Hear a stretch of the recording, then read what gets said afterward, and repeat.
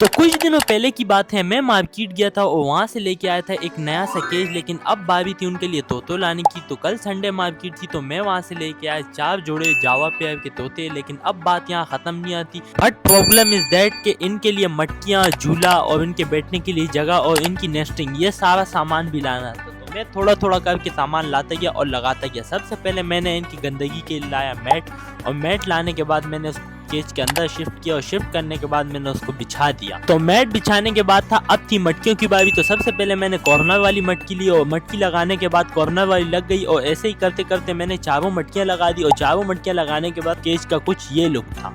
थी झूले की बारी, तो मैंने झूला हैंग किया, और 2 झूले हैंग करने के बाद अब थी नेस्टिंग की बारी। तो मैंने नेस्टिंग के पैकेट खोले और वो उनको अंदर केज में डाल दी। और नेस्टिंग के बाद थी अब थी मटकी रिव्यू की बारी, जो कि उनके लिए मैं लाया था छोटे छोटे डंडे से। तो डंडे उठाए मैंने और सब कॉर्नर पे एक एक मटकी के लगा दिया। और उसके बाद की व्हाइट कैल्शियम की बारी, जो कि इनको ब्रीडिंग में बहुत इंपॉर्टेंट है। तो मैंने व्हाइट कैल्शियम लगाया, उसके बाद तोते छोड़ना स्टार्ट कर दिया। तो सबसे पहले मैंने 2 तोते जैसे ही छोड़े, तो तीसरे तोते में हमारे से एक तोता उड़ गया, और जैसे ही देखा तो वो हमारे स्टोर में चला गया। तो स्टोर से तोता पकड़ के लाया, और ऐसे करते करते सारे तोतों को केज में छोड़ दिया।